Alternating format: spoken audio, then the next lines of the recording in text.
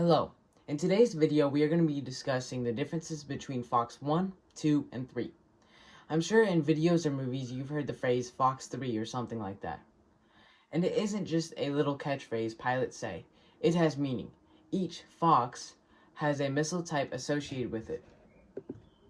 There is a Fox 4 that earlier during World War II and throughout the 1900s that meant you were firing your cannon, and it has since been replaced by guns.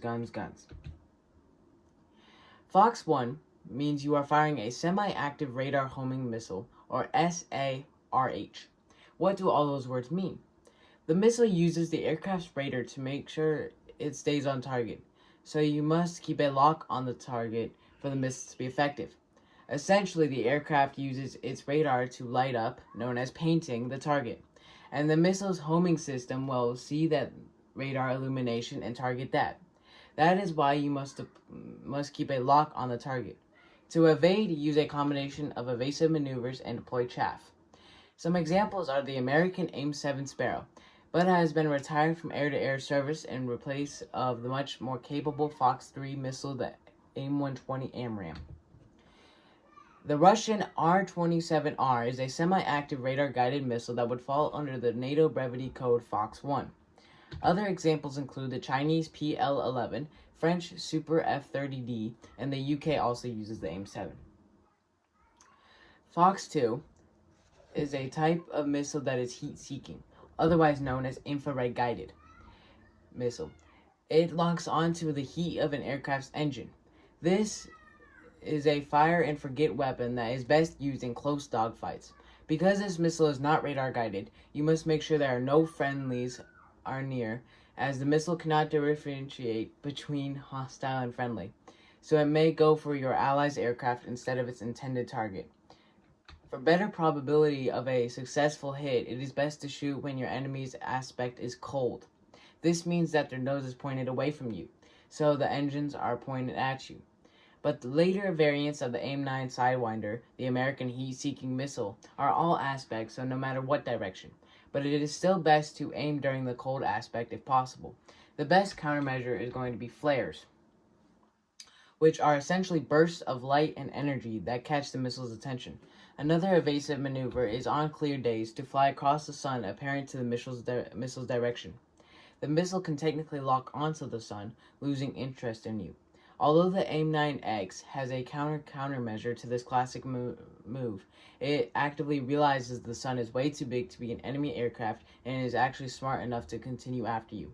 Some examples of this are the AIM-9 Sidewinder is America's reliable heat-seeking supersonic missile that is great for close engagements. The Russian R-73 is their counterpart. And then other examples are going to include the Chinese PL-10, the French Magic R-550, and the British AIM-132 ASRAAM. Fox 3. These are your heavy-hitting fire-and-forget missiles. These missiles have their own full-fledged radar systems. Unlike the Fox 1, they can be fired and forgotten about. Another thing about this missile is it can be fired from a great distance as long as you keep a lock on it until you reach the missile's pitbull range.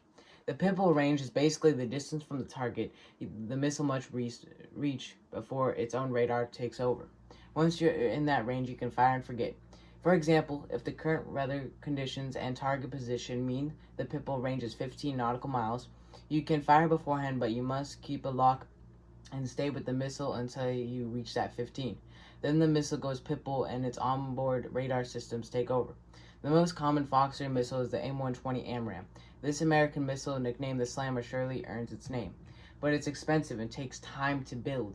The U.S. can currently build 1,200 AIM-120 missiles per year, costing $1 to $1.4 million per. Keep in mind this is during peacetime, and the U.S. is trying to bump this number up to 2,400 by 2027 or 2028, but it might not be enough. In a full-scale war against China, for example, our aircraft could go through a year's production in a few weeks of heavy aerial fighting. To counter this missile, you can deploy chaff. Chaff are small aluminum pieces that deflect and confuse radar systems, meaning a lock is not kept. I seriously hope you learned something from this video. Even though it may not look like it, it does take time and effort to make these videos. They aren't great, but I hope you enjoy them, and make sure to drop a like. Comment any video ideas you have down below. Have a good day.